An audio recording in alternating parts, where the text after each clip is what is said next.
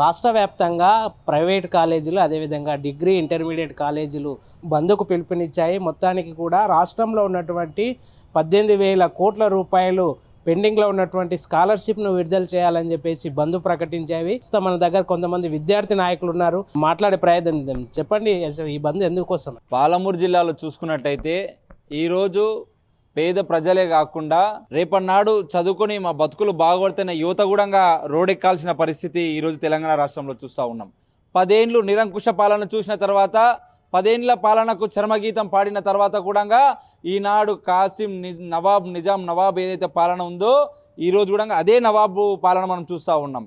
8,500 కోట్ల స్కాలర్షిప్ను పెండింగ్లో పెట్టి ఈ రాష్ట్ర ప్రభుత్వం విద్యార్థుల జీవితాలతో చెలగాటమాడుతూ ఉంది. ఎందుకంటే సంబంధ వర్గాలు ఏకమై కొట్లాడి తెచ్చుకున్న రాష్ట్రంలో కనీసం 5,000 స్కాలర్షిప్ ఇచ్చే స్థితిలో ఈరోజు మన తెలంగాణ రాష్ట్రం లేనందుకు నేను సిగ్గుపడతా ఉన్నాను. ఈరోజు ప్రైవేట్ కళాశాలలన్నీ కూడా ఏకమైపోయి స్కాలర్షిప్ ఫీజుమెంట్ వెంటనే విడుదల చేయాలని గతంలో కొద్ది రోజులు బంద్ పెట్టిర్రు. ఆ బంద్ సరిపోదన్నట్టు బట్టి విక్రమార్క గారు వాళ్ళందరినీ పిలిపించుకొని, అయ్యా మీరు బంద్ని ముగించుకోండి, మేము దానిలో సగభాగం 600 కోట్లను మేము ఇస్తామని చెప్పి ఒక హామీ ఇచ్చారు.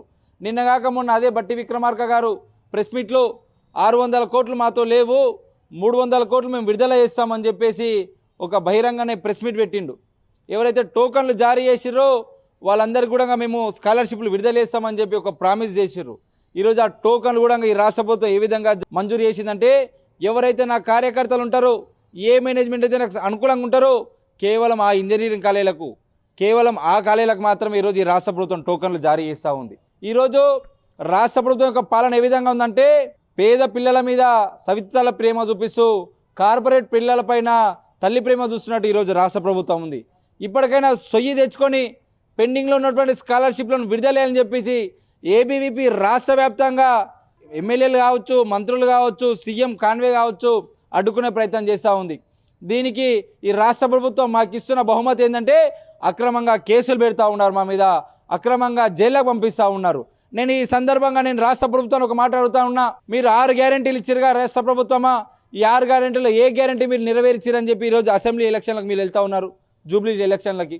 ఈరోజు జూబ్లీ హిల్స్ ఎలక్షన్లు ఉన్నటువంటి శ్రద్ధ పేద విద్యార్థుల మీద లేనందుకు మరొకసారి సిగ్గు తెచ్చుకోవాల్సిందిగా నేను ఈ మీడియా ముఖంగా రాష్ట్ర ప్రభుత్వం హెచ్చరిస్తూ ఉన్నాను. సో అయితే రాష్ట్రం ఒకవైపు 10 సంవత్సరాల పాటు దివాలా తీసినా కానీ రాష్ట్రాన్ని 2 సంవత్సరాల నుంచి ఒక గాడిలో లేకుండా రాష్ట్రాన్ని సముఖంగా జరుపుతున్నాం అన్నప్పటికీ కూడా వాళ్ళు గత 10 సంవత్సరాలలో చేసినటువంటి బకాయిలు మాత్రమే 8,000 కోట్లు ఉన్నాయి.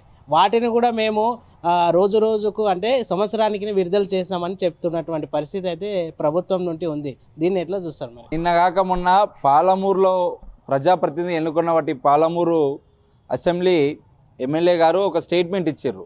రాష్ట్ర ప్రభుత్వం ఇంత అప్పు తీసుకొస్తుంది, ఎవరికి ఇస్తూ ఉన్నారు, ఏం చేస్తూ ఉన్నారు, మేము కేవలం పెళ్లిళ్లకు పేరెంటాలకు పోయే పరిస్థితి ఉంది కానీ గ్రామాలకు వెళ్ళి అభివృద్ధి చేయడానికి మా దగ్గర నిధులు లేదని చెప్పేసి ఇక్కడ వీళ్ళు ఏం చేస్తూ ఉన్నారయ్యా అంటే, రాష్ట్ర ప్రభుత్వం గత ప్రభుత్వం చేసిన అప్పుని పూరుస్తామని చెప్పి ఒక మాట చెప్పి మళ్ళీ మీరు కొత్త అప్పు తీసుకొస్తారు.